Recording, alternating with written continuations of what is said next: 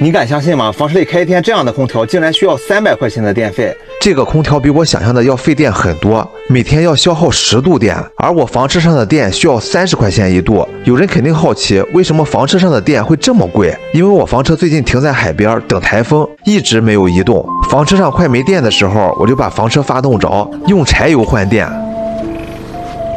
我算了一下，差不多30块钱的柴油才能充1度电。这个方法我以前也用过，这个方法的缺点就是会让发动机产生积碳，所以说不能停在原地不动，需要开着房车不停地动才行。